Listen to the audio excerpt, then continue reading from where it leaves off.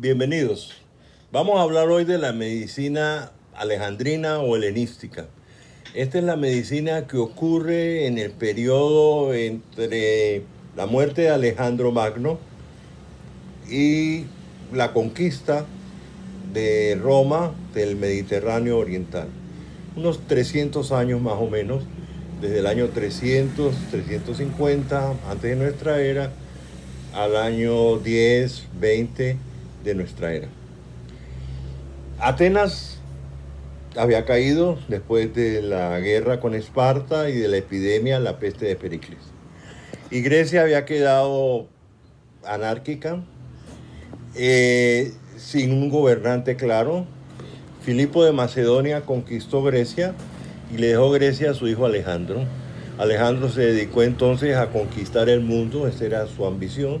Conquistó todo el oriente hasta la India, hasta Persia, Egipto, Palestina, Siria, todo el Medio Oriente. Y fundó varias ciudades, entre ellas una ciudad muy importante, Alejandría de Egipto, en la delta del Nilo. Murió Alejandro y su imperio de Alejandro Magno, él murió muy joven, probablemente de Guillain-Barré, murió muy joven y el imperio se dividió entre sus generales. Y el general Ptolomeo fue el que quedó al mando de Egipto.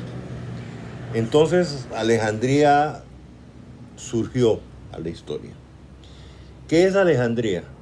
Alejandría es una ciudad donde por primera vez la humanidad intentó concentrar todo el conocimiento, todos los libros, todo lo que se sabía. Un poquito el Google o el Wikipedia de esa época. Ptolomeo fundó el museo. Museo era la casa de las musas, ¿verdad? Y ahí había edificios y centros para todas las ciencias y artes. Dentro de ese complejo, llamado el Museo de Alejandría, existió la famosa Biblioteca de Alejandría, en la que se dice que llegaron todos los libros hasta ese momento escritos en la humanidad. Esto verdaderamente es una realización colosal. Entonces Alejandría se volvió un centro académico muy importante. La medicina griega entonces migró, llamémoslo así, a Alejandría. Esta es la época en que el idioma griego domina el Mediterráneo oriental y Alejandría es su centro. Y cambió la medicina. La medicina hipocrática que vimos en el video anterior era una medicina muy clínica, muy correcta, muy filosófica, si pudiéramos decirlo así, pero no había estado muy en contacto con el cuerpo humano. Esto se debe a que los griegos admiraban el cuerpo, sobre todo el cuerpo joven, el cuerpo desnudo, miren las estatuas de los griegos, pero no querían saber nada del cuerpo muerto, no tocaban el cuerpo muerto. Los egipcios, por el otro lado, venían de una cultura milenaria en que la persona al morir se preparaba su cuerpo, se momificaba para un viaje largo después de la muerte. Entonces los egipcios tenían experiencia con manipular el cuerpo muerto. Los griegos llegaron a esa cultura y se contaminaron, llamémoslo así, para beneficio nuestro, y empezaron a pensar, esto es un descubrimiento de pensamiento, vamos a abrir el cuerpo muerto para ver de qué murió el paciente. Eso es la autopsia. Autos, veo por mí mismo, autos, opción, veo opción por mí mismo de qué murió el paciente. Entonces empezaron a hacer autopsias en Alejandría. Este es el principal invento de la medicina de Alejandría, la autopsia. Muere un paciente, lo abrimos para ver de qué murió. El primer médico histórico que hizo esto de gran manera, con muchos descubrimientos, fue Herófilo de Alejandría. Herófilo hizo muchos descubrimientos anatómicos, la próstata, las vesículas seminales, etcétera. Distinguió entre nervios motores, nervios sensitivos, e hizo muchos descubrimientos anatómicos. Es importante que Herófilo empezó a pensar, llamémoslo así, que las enfermedades tienen un origen corporal. Debido a esta óptica de las enfermedades como proceso corporal, es que hoy decimos, estoy enfermo de los riñones, estoy enfermo del corazón, estoy enfermo del hígado. O sea, se localiza la enfermedad en un órgano. Esto se llama una medicina organicista. Y esto comenzó con las autopsias de Herófilo, que se considera el padre de la anatomía. Después de Herófilo, había muy buenos médicos. El más conocido después de Herófilo es Erasístrato, que es más pensante que Herófilo, y se puso a pensar cómo ocurrían las enfermedades, no solo dónde ocurrían en el cuerpo, sino cómo ocurrían, por qué se enfermaban las vísceras. Y planteó una teoría que a mí me parece admirable, que es la teoría de la plétora. Él pensó que muchas enfermedades ocurrían por congestión de los vasos que atravesaban las vísceras. Fíjense, él no sabía que la sangre circulaba, pero al abrir cadáveres encontraba órganos pesados llenos de sangre y consideraba que esta congestión, a la que llamó plétora, era la causante de las enfermedades. Yo siempre digo que esta idea de Erasístrato, de plétora, es parecida a nuestro choco, en que hay una congestión de la microcirculación. Vuelvo y aclaro, él no sabía lo que era la circulación de la sangre, pero él hacía la observación de que los órganos estaban llenos de sangre, pesados en algunas enfermedades. Entonces, esta es una idea muy revolucionaria. La otra idea por la cual Erasístrato es conocido es de la descripción de la cirrosis. Él abrió el cuerpo de pacientes que habían muerto y le encontraban los hígados pequeños, duros y amarillos. Amarillos en griego es esquirros, y de ahí viene la palabra cirrosis. Entonces él planteó, la enfermedad se debe a que el hígado se endurece, se empequeñece, se vuelve amarillo. Eso es la cirrosis. Y la descripción de Erasístrato es absolutamente válida hoy. Él describió la cirrosis como nosotros la vemos. Entonces miren que estos dos gigantes, Herófilo y Erasístrato, uno se considera el padre de la anatomía, el otro el padre de la fisiología, inauguraron una medicina nueva. Una medicina en que ya no se hablaba simplemente del equilibrio como salud y el desequilibrio como enfermedad, sino que se localizaba la enfermedad en ciertos órganos por ciertos procesos. Ellos no entendían por qué ocurría esto, pero lo describían. Esto es importante, no lo entendían, pero lo describían. Y el gran instrumento para la descripción de estas enfermedades es la autopsia, que es lo que descubrieron los médicos alejandrinos. Después de ellos, muchos médicos ilustres estudiaron, investigaron en Alejandría.